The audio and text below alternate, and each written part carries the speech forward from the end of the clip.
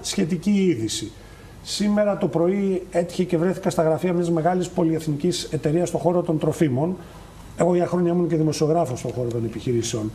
Οι επιχειρήσεις έχουν προβληματιστεί πάρα πολύ με την κατάσταση που υπάρχει στο κοινωνικό πεδίο και στο πεδίο της οικονομίας. Θα έρθουν παρεμβάσεις και από εκεί. Δηλαδή μόνοι τους τα...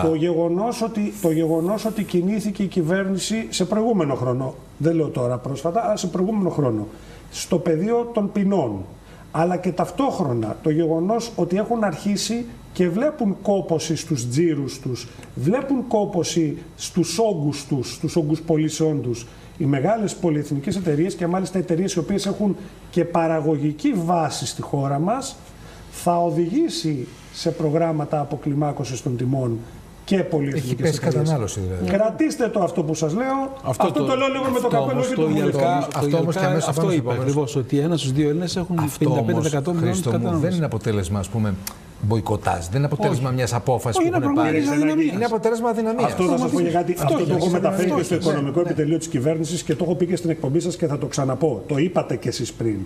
Προφανώς δεν θέλω να αποσύσω τις κυβερνητικές ευθύνες, τις πολιτικές ευθύνες. Αυτές είναι δεδομένες, κρινόμαστε και βλέπετε ότι έχω κι εγώ και ένα σχόλιο. Όμως, ένα μεγάλο έλλειμμα στη χώρα μας είναι το γεγονός ότι δεν υπάρχει δομημένο, οργανωμένο, καλά στρατηγικά τοποθετημένο καταναλωτικό κίνημα.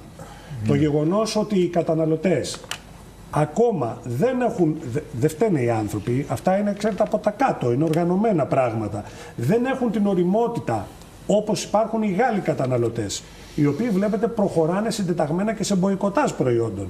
Είναι ένα έλλειμμα. Όπως σας έχω πει ξανά στην εκπομπή σας, και μάλιστα το επικαλούμε, ένα μεγάλο πρόβλημα στη χώρα μας ήταν ότι δυστυχώς είχαμε μια κακή ηγεσία της Επιτροπής Ανταγωνισμού. Στην προηγούμενη θητεία έχει γίνει μια αλλαγή η οποία θεωρώ είναι στη σωστή κατεύθυνση από την κυβέρνηση και θα αποδώσει καρπούς.